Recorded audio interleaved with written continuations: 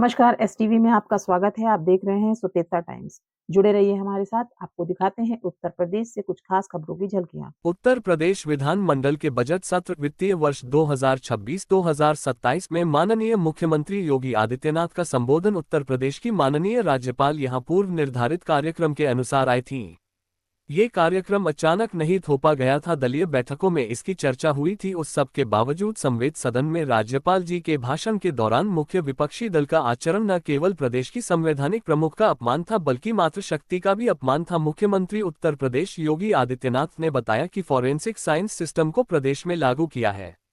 लखनऊ में Uttar Pradesh state forensic institute को स्थापना की है। पहले यूपी के अंदर 2-3 लैब थी, आज 12 लैब काम कर रही है। योगी आदित्यनाथ ने कहा, सुदृढ़ कानून व्यवस्था से प्रदेश को फेयर जोन से फेयर जोन में बदला है। इस बार माघ मेला में 21 करोड़ श्रद्धालु आया है।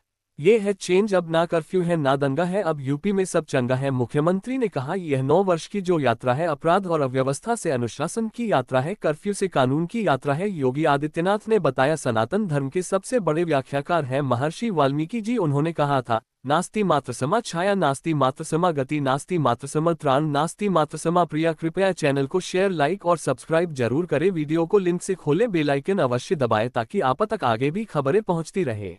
उत्तर प्रदेश की माननीय राज्यपाल यहां पर पूर्व निर्धारित कार्यक्रम के अनुसार आई थी और कार्यक्रम के बारे में ऐसा नहीं कि अचानक कार्यक्रम थोपा गया हो। दलीय नेताओं की बैठक में भी और कार्य मंत्रणा समिति में भी इस बात पर चर्चा होती है कि आगे का हमारा बिजनेस क्या होगा। उस सब के बावजूद संवेद सदन में माननीय राज्यपाल जी के अभिभाषण के दौरान मुख्य विपक्षी दल का जो आचरण था वह न केवल प्रदेश की संवैधानिक प्रमुख का अपमान था बल्कि मातृशक्ति का भी एक अपमान था। फॉरेंसिक साइंस इकोसिस्टम को हम लोगों ने प्रदेश के अंदर लागू किया। आज 3 नए कानून लागू हो चुके हैं और 3 नए कानून को लागू करने के लिए प्रदेश ने लखनऊ में Uttar Pradesh state forensic institute की स्थापना की। उत्तर प्रदेश के अंदर प्रारंभ हो चुका है। डिग्री, डिप्लोमा और सर्टिफिकेट कोर्सेज उससे प्रारंभ हो चुके हैं, प्रवेश हो रहे हैं, बिना भेदभाव के प्रवेश किए जा रहे हैं। आप साइबर क्राइम की बात कर रहे थे। 2017 के पहले केवल 2 थाने थे, आज सभी 75 जनपदों में एक थाने हैं। हर थाने में एक साइबर हेल्प डेस्क भी है और अब तक हजारों करोड़ रुपए जो साइबर अपराध के अपराधियों के द्वारा ऐंठे जाते थे उनको वापस कराने और उसको बचाने में भी इस तंत्र ने योगदान दिया है। 3 नए कानून लागू होने के बाद उस हर अपराध में जिसमें 7 वर्ष से अधिक की सजा है उसमें फॉरेंसिक एविडेंस आवश्यक है।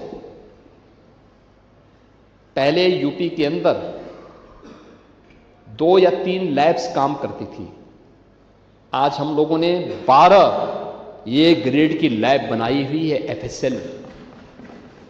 6 निर्माणाधीन हैं।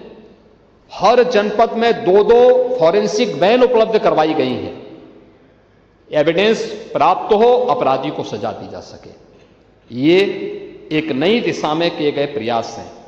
सेफ सिटी, आप मुंबई गए थे, मुंबई में भी भारतीय जनता पार्टी की ही सरकार है। नहीं, अभी भी है। उस चुनाव के दौरान भारतीय जनता पार्टी थी जिस चुनाव की आप बात कर रहे हैं, और भाजपा की ही सरकार है। ये भाजपा ही सुरक्षा दे सकती है। गुजरात में भी भाजपा की ही सरकार है, डबल इंजन की सरकार है ये, इसलिए सुरक्षा दे रही है। और वही सुरक्षा बेटियों को हम भी दे रहे हैं यूपी के अंदर, वही सुरक्षा है। पांडे जी, आप भी अपनी बुढ़िया को एक बार जेवर से लेकर के 12 बजे उनको बोलिए कि आइए आप कहीं किसी दूसरे कोने में चले जाइए। आप तो खैर समाजवादी हैं तो हैं, लेकिन उत्तर प्रदेश में सेफ सिटी के लक्ष्य को 17 नगर निगम समेत गौतम बुद्ध नगर जनपद में हम लोगों ने लागू कर दिया है। हर जिला मुख्यालय में भी सीसीटीवी कैमरे की coverage, integrated command and control centre के माध्यम से उसकी मॉनिटरिंग, ये सभी सुदृढ़ कानून व्यवस्था ने उत्तर प्रदेश को फेयर जोन से एक फेद जोन में बदला है। अब भय का वातावरण नहीं है, अब लोगों के मन में आस्था है। हर जनपद में उत्तर प्रदेश का वासी जाता, आपके जनपद में भी जाते हैं आस्था के साथ, अब भयभीत होकर के नहीं जाते। कर्फ्यू कल्चर की जगह जीरो टॉलरेंस कल्चर ने लिया है। अब दंगों की जगह फेस्टिव और टेंपल इकोनॉमी ग्रो कर रही है। कोई सोचता था अयोध्या में करोड़ों लोग आएंगे, प्रयागराज में 2013 के प्रयागराज कुंभ में कुल 12 करोड़ श्रद्धालु आए थे, और इस बार की माघ मेला में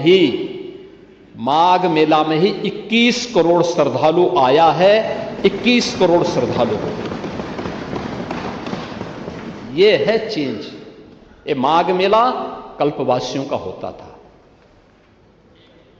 लेकिन इस माघ मेले में भी इस प्रकार की व्यवस्था, लोगों का एक विश्वास है। ये 17 में से अब तक कोई सांप्रदायिक दंगा नहीं। अब यहां न कर्फ्यू है न दंगा है। अब यूपी में अब उत्तर प्रदेश में महिलाओं का सुरक्षा है, व्यापारियों को भयमुक्त वातावरण है।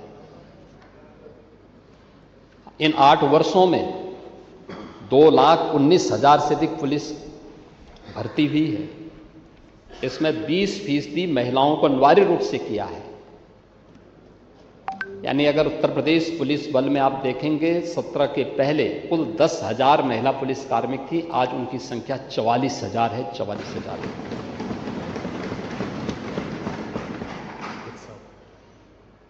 पुलिस की ट्रेनिंग क्षमता को कई गुना बढ़ाया गया है। उदाहरण अभी मनोज पांडे जी कह रहे थे, पुलिस भर्ती 60,244 एक साथ हुई, और कोई जनपद नहीं जहां के नौजवान ना भर्ती हुए हों। क्या उस पक्ष का, क्या इस पक्ष का, क्या उस पक्ष का, किसी भी पक्ष का रहा हो, वो कोई किसी भी पक्ष का नहीं, उत्तर प्रदेश का नागरिक है तो भी उसको योग्यता के अनुसार मिली है, नौकरी मिली है। कोई भेदभाव किसी के साथ नहीं। मुझे याद है 17 में हमें पुलिस की भर्ती करनी थी, 3,000 से अधिक ट्रेनिंग की क्षमता नहीं थी यूपी के अंदर।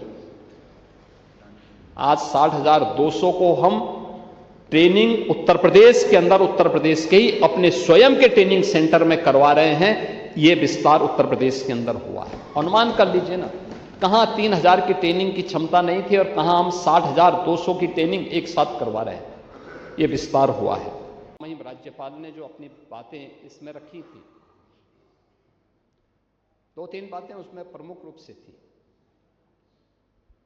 कि 6 करोड़ से अधिक की आबादी को पिछले 8 वर्ष के अंदर सरकार के द्वारा किए गए सतत प्रयास से, डबल इंजन सरकार के द्वारा उन्हें बहुआयामी गरीबी की रेखा से ऊपर किया गया है। ये नीति आयोग के वे आंकड़े हैं जो उन्होंने पूरे देश भर में सरकार के विकासपरक योजनाओं, कल्याणकारी योजनाओं के परिणाम स्वरूप उसके परिणाम सामने आए हैं। इसका मतलब ये नहीं कि उनको इन अन्य योजनाओं से वंचित कर दिया जाए। उनको जो राशन की सुविधा मिल रही है वह यथावत मिलेगी, उन्हें स्वास्थ्य की सुविधाएं जो मिल रही हैं वे यथावत मिलती रहेंगी, शासन की अन्य सभी प्रकार की सुविधाएं वैसे ही मिलती रहेंगी। लेकिन सरकार के जो प्रोग्राम हैं, उन प्रोग्राम का असर कैसे पड़ा है, वह उनके स्वावलंबन के लिए, उनकी आत्मनिर्भरता के लिए और उनके जीवन में खुशहाली का वह कारण बने, इस दृष्टि से वह योजना किस रूप में आज अपना असर दिखा रही है। एक एक योजना, वह हर घर शौचालय की बात हो, हर घर जल की बात हो, हर घर हर उस गरीब परिवार को छत देकर के एक एक पीएम आवास उपलब्ध करवाने का कार्य हो, या आयुष्मान भारत के माध्यम से 5 लाख रुपए की स्वास्थ्य बीमा का कवर हो, या फ्री में राशन की सुविधा उपलब्ध करवाने का कार्य हो, या 1 करोड़ 6 लाख उन परिवारों को जो निराश्रित महिलाएं हैं, वृद्धजन हैं, दिव्यांगजन हैं, उनको 12,000 रुपए की सालाना पेंशन की सुविधा उपलब्ध करवाने का कार्य हो। ये यथावत चलती रहेंगी और अन्य जरूरतमंदों को भी सरकार उन्हें उपलब्ध कराएगी। यह सरकार उसके साथ जोड़ रही है, ऐसा नहीं किसी को रोकने के लिए, बल्कि उसमें और क्योंकि उसके परिणाम आ रहे हैं, लोगों ने विकास की इस प्रक्रिया के साथ जुड़ करके उसका लाभ लिया है। सरकार इस बात को लेकर के ही आज इन कार्यक्रमों के साथ उस परिणाम के बारे में भी सदन को अवगत करा रही है, क्योंकि उपलब्धियों के साथ साथ भावी कार्य योजना ही दस्तावेज होता है राज्यपाल जी का। संसद में राष्ट्रपति जी का अभिभाषण होता है और विधानसभाओं में राज्यपाल जी का अभिभाषण होता है, और राज्यपाल जी का अभिभाषण उसी बात को यहां पे प्रस्तुत करने का है। आपने देखा होगा, आपने बहुत सारी चीजें अपने भाषण में उसको स्वीकार भी किया है कि संगठित अपराध नियंत्रित हुआ है। कुछ अन्य मुद्दे भी आपने उठाए हैं, और सचमुच ये 9 वर्ष, अभी लगभग 9 वर्ष की जो यात्रा है, ये 9 वर्ष की जो यात्रा, ये सरकार की अपराध और अव्यवस्था से अनुशासन की यात्रा है, कर्फ्यू से कानून का राज का है, उपद्रव से उत्सव की यात्रा है, समस्या से समाधान की यात्रा है, और अविश्वास से आत्मविश्वास की यात्रा है। महोदय, ये वर्ष के शुरुआत में किसी भी सरकार की उपलब्धियों और भावी योजनाओं का एक दस्तावेज होता है राज्यपाल जी का अभिभाषण। उत्तर प्रदेश की माननीय राज्यपाल यहां पर पूर्व निर्धारित कार्यक्रम के अनुसार आई थी, और कार्यक्रम के बारे में ऐसा नहीं कि अचानक कार्यक्रम थोपा गया हो। दलीय नेताओं की बैठक में भी और कार्य मंत्रणा समिति में भी इस बात पर चर्चा होती है कि आगे का हमारा बिजनेस क्या होगा। उस सब के बावजूद संवेद सदन में माननीय राज्यपाल जी के अभिभाषण के दौरान मुख्य विपक्षी दल का जो आचरण था, वह न केवल प्रदेश की संवैधानिक प्रमुख का अपमान था, बल्कि मातृशक्ति का भी एक अपमान था।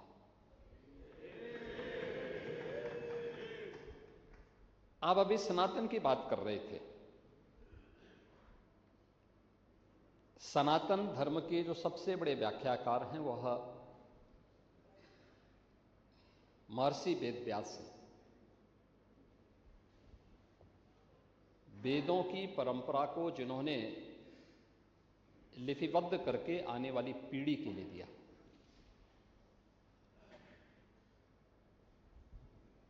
उन्होंने मातृशक्ति की उपमा किस रूप में की है। मैं पांडे जी आपके सामने इसलिए कह रहा हूं, आप एक श्रेष्ठ कुल में पैदा हुए हैं, ब्राह्मण हैं, वयोवृद्ध हैं। इस पूरे सदन में जो सबसे वरिष्ठतम सदस्यों में हैं, उम्र में भी अनुभव में भी, उनमें से आप हैं, इसलिए आपका हम सम्मान करते हैं। और इसलिए आप जो बात बोलते हैं वो व्यवहारिक बात बोलते हैं। आपकी जो बात थी वो किसी को बुरा भी नहीं लगती है। अलग विषय है कि आपका और संजय निषाद में इस समय क्यों किस बात को लेकर रंजिश चल रही है।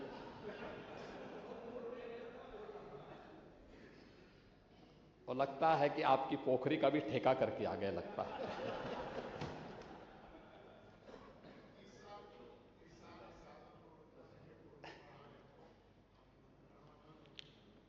लेकिन महर्षि वेदव्यास ने कहा था, उनका कालखंड आज से 5000 वर्ष पहले था, और सचमुच जब 5000 वर्ष पहले की हम बात कर रहे हैं, यानी तब भारत में दुनिया की एक विकसित सभ्यता थी। यानी आज की दुनिया जब सभ्यता की बात कर रही है, और जब आज की दुनिया सभ्यता की बात कर रही थी, तब भारत दुनिया को दिशा दिखा रहा था, राह दिखा रहा था।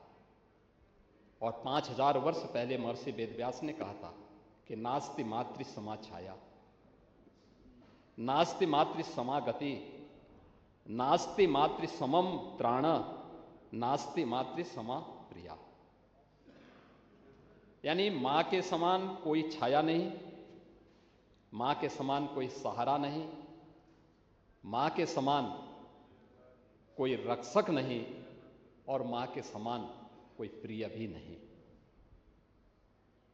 हमारे भारत के सनातन धर्म की परंपरा में मां की उम्र के या अपने से बड़ी उम्र की हर महिला को मातृ के समान सम्मान देने का विधान है।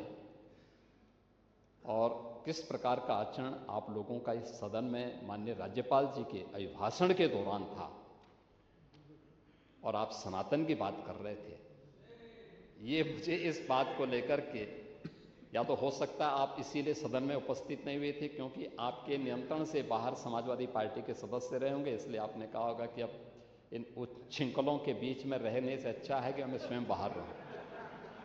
लेकिन आचरण जो भी था वो अच्छा नहीं था।